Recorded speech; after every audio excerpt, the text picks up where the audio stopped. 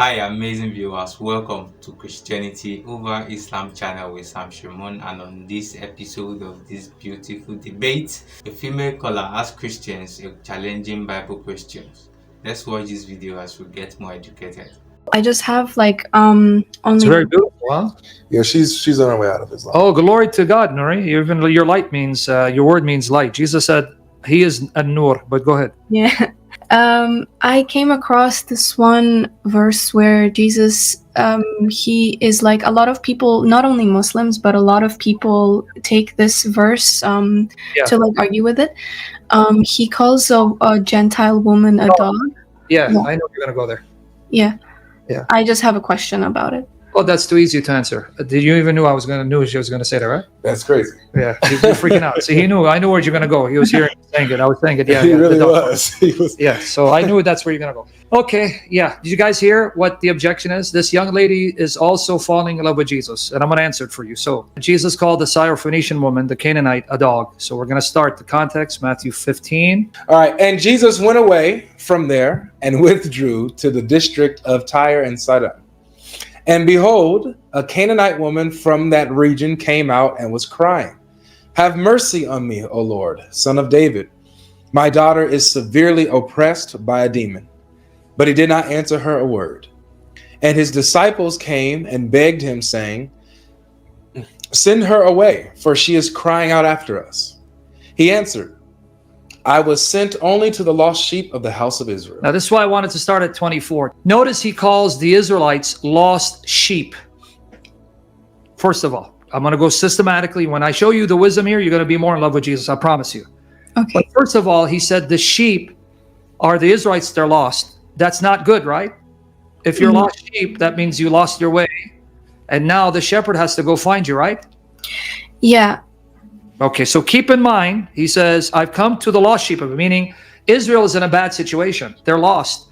If they were not lost, he wouldn't come for them. So now, who's in a bad situation?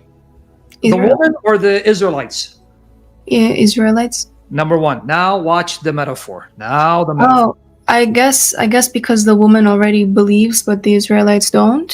No, the Israelites, yes, they lost their way. He comes. But now this woman, the word dog, this is where it's not an insult. Because notice he's using animal metaphor, right? Mm-hmm. He calls Israelites sheep. Is that an insult? No. Neither is the word dog, because he's talking about a puppy in the house. Oh. Now you're going to see it. Watch now. Listen to the wisdom. And now he's going to read 25 all the way to 27. But she came and knelt before him, saying, "Lord, help me." And he answered, "It is not right to take the children's bread and throw it to the dogs." She said, "Yes, Lord, yet even the dogs eat the crumbs that fall from their master's table." Where are the dogs? In the house? Ah. So if in their house, do they belong to the master? Yeah. And if they're in the house, that means the master brought them in, right? Yeah. And if he didn't love them, would he bring them in the house? No. So they're already in the house. They're the pets of the master, like the Israelites are the sheep of the shepherd. But why distinguish between couldn't he call her also a sheep? No, because she's not the lost sheep. She's in the house. She has a place. And she'll be fed in time, but he's got to go find the sheep who are lost first, and then he's going to feed her. Oh. Okay. You follow the logic. And also, the metaphors are appropriate for the particular culture. Just like in Islam, dogs are looked down upon. They're unclean, right? Mm-hmm. So you don't use dog metaphor to describe Muslims, right? No. Unless you want to insult them, correct? Yeah. Because Muhammad said dogs are unclean and you can't have dogs in the house, but you can have dogs for shepherding, right? Yeah. So Jesus knows his audience and he knows what example to use. So for the Israelites, sheep. For the Gentiles who may not be offended by having dogs in the home, you're a pet in the house. Oh, okay. Okay, but now let me show you that the word he used, Matthew 15:26, means a puppy. Because there are two words. Follow with me slowly. You're going to see the beauty. That's why she knew he wasn't insulting her. Because you see what she said? Yes, but even while the children are being fed, the puppies come and sneak a breadcrumb. So give me a breadcrumb in the meantime. Ah, okay. Did you understand? She understood it, right?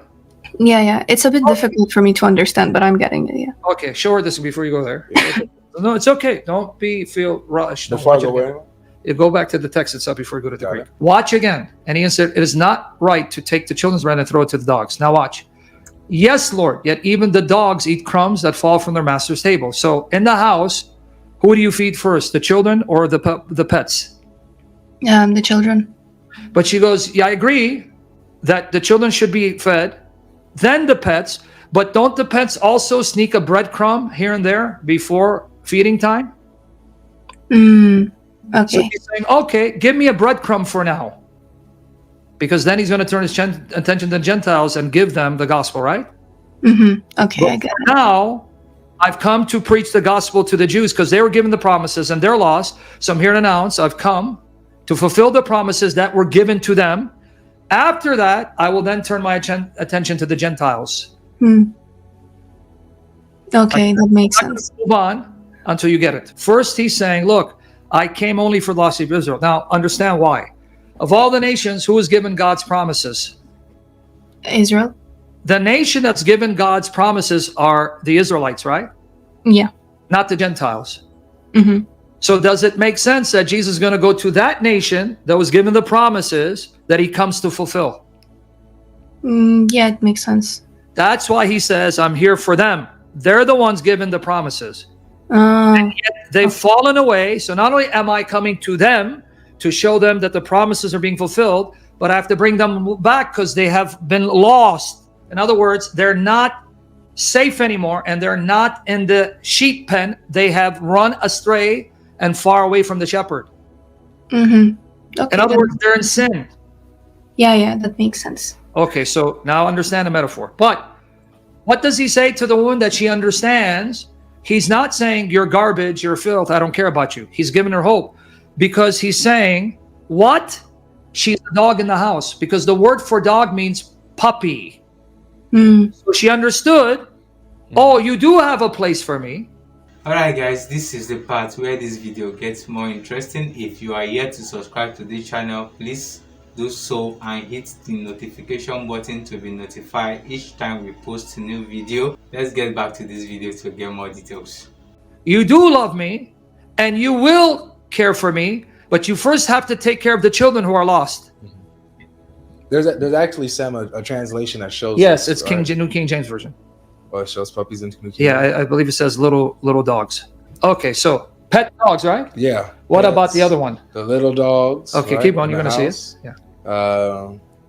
They're pet dogs. They're pet dogs, Okay. right? Little dogs, EHV. Dogs, yeah. EHV. Okay. There's one that says. Okay. Puppies, You'll find it. ISV. Let's There load it it. is. Throw it, ISV. throw To it- who? Throw it to the puppies. Puppies. Yeah. Okay. Jubilee, little dogs, right? Yep. Okay. What does the New King James say? And we're going to show you the Greek. There are two words for dog. Yeah. All right. We're going to show it to you. What does the New King James say? I think it says Little dogs. little dogs. Okay. How do we know it's little dogs? I'm going to show you two different words. Now I'm going to say, if you go to Bible Hub. Okay. Kunariis. Kunariis from kunarion. Click on it. All right. Now watch. We're going to show you the two different words. What's the word? So a little dog or a house dog, Oh. like a pet. What does it say in Help's Word Studies? Properly puppy. Properly puppy. Diminutive, meaning it means a small dog, a puppy. Do you see it? Yeah, I do. Okay, scroll down so you can see other words. Little dog. Are we making it up? Nope. All right, keep going It's now. right there. Kunarion, equivalent to kunidion, right? A little dog. And what is the Strong's exhaustive concordance? Dog. A Puppy. So you see he used this word, right? Yeah. Now I'm going to show you the word that would have been nasty and insulting. Are you ready? Yes. Yeah. Okay. Now there was a word for dog that means a nasty, rabid dog. Good for nothing but destruction. I'm going to show you what it is. Go to Bible Gateway. Just put Matthew 7:6. All right. So we got these verses here. Let's see what it says. Matthew 7, verse 6. Do not give what is holy to dogs, and do not throw your pearls before swine, lest they trample them under their feet and turn and tear you to pieces. This word refers to a dog that's rabid, violent, and needs to be put to death, right? I'm going to show you what this word is. That's not the word he used for her. So if he was being nasty, he would have used this word, right? Okay, that makes sense. And I'll show you what the word is, but I want you to see how it's used. This one word. Keep going. All right. So what does Paul call false teachers? Jews who are perverting the gospel, who are false teachers. Yep. Beware of the dogs. Beware of the evil workers. Beware of the mutilation. 2 Peter chapter 2, verse 22. The message of the true proverb has happened to them. A dog returns to its own vomit, and a sow, after washing, returns to wallowing in the mire. This is a dog that's nasty and vile and filthy, that's untamed and to be destroyed, right? Yeah. Kisin, click on it. Yeah, kisin, because I'm trying to pronounce it like a native Greek. Okay, a dog universally despised in the East. Oh. Literally a dog, scavenging canine, like a mongrel. That's the word used in those verses, but that's not the word he used for the Gentile. Okay, that makes sense. Okay, you understand the difference now? Yeah, I do. A loose dog was disdained in ancient times, viewed as a mooch pooch that ran about as a scavenger. A mooch pooch. Now, if Jesus was insulting her, he would have said, "You are A mooch ku'un, a kisin. You are a vile mongrel." But he didn't say that. Show her again what the word is that he used. Show her the Greek. Okay. Going back to Yeah, that one. Okay. Okay, so now we're going to understand the metaphor. Understand? Okay, now watch. Now let's look at the word that our Lord used of her. He said, to give the brother children, cast it to their dogs, right? Kinaris, click on it so she can see what it is. Now, one more time. What is it? A little dog, a house dog, puppy. Puppy. See it? Okay, yeah. Scroll down. Okay, little dog. And then here it says a little dog. And then it'll give you puppy again, right? Yep. Like, I mean, it makes sense. Like, if someone calls me a puppy, I would be much less offended than if someone calls me a dog. He's not offending her at all. She understands the metaphor. So now go back to the passage. Now let's read it in context. And now she understood it. If she understood that Jesus was calling her a mongrel, a mutt who's rabid, that would have been offensive. She didn't understand it that way, because look at her response. And he answered, "It's not right to take children's bread and throw dogs." She said, "Yes, Lord, yet even the dogs eat the crumbs that fall from their master's table." How did she know that the dogs are in the house? Because of the word he used. Yeah, that makes sense. So he knew, or she knew, he wasn't insulting her. He's saying, look, the puppies will be fed. Not now. We got to feed the children. All right, Lord, that gives me assurance that you will feed me.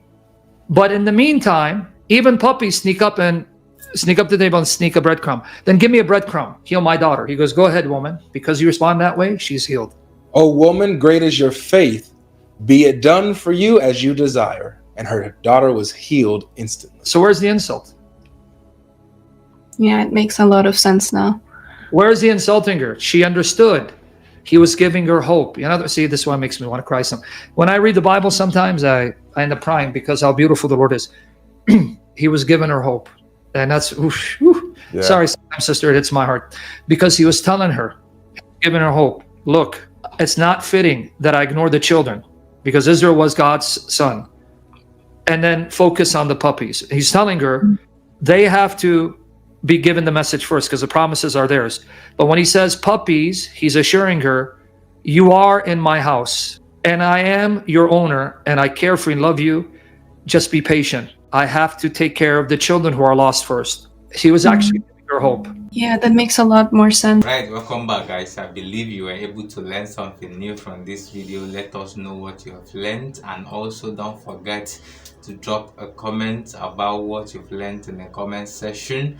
And if you're yet to subscribe to this channel, please do so and hit the notification button to be notified each time we post a new video, and do it to share this video if it has really educated you with your friends, your family, and most especially your Muslim friends that you want them to know much about Christianity, about Islam, about their faith. Those who are still questioning their belief in Islam, like this lady, and her question is from Matthew 15 verse 25 to 26, from the story of Jesus, where a woman came to him, and then from 25, the 25 said a woman came and knelt down before him, and she said, Lord, help me.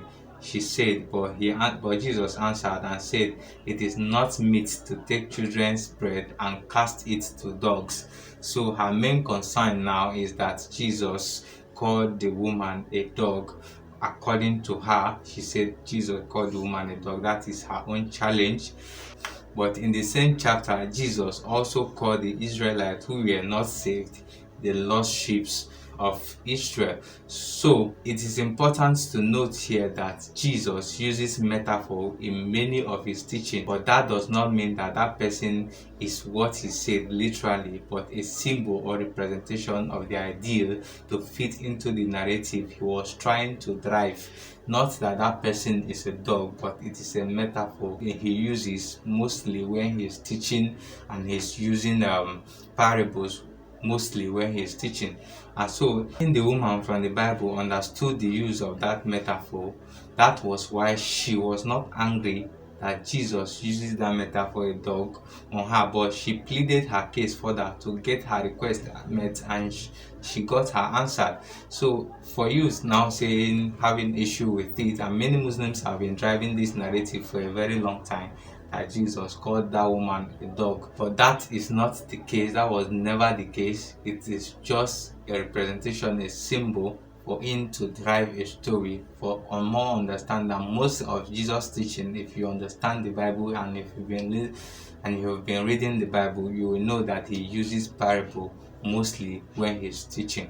Guys, let us know what you think about the answer Sam was able to give regarding this question in the comment section, and I also believe Sam was very sound and the points he gave were very accurate and they're very educating. So leave your comment in the comment section, and if you are yet to subscribe to the channel, please do so. Hit the notification button to be notified each time we drop our new video, and like, share, subscribe. Thank you for watching. See you in our next video.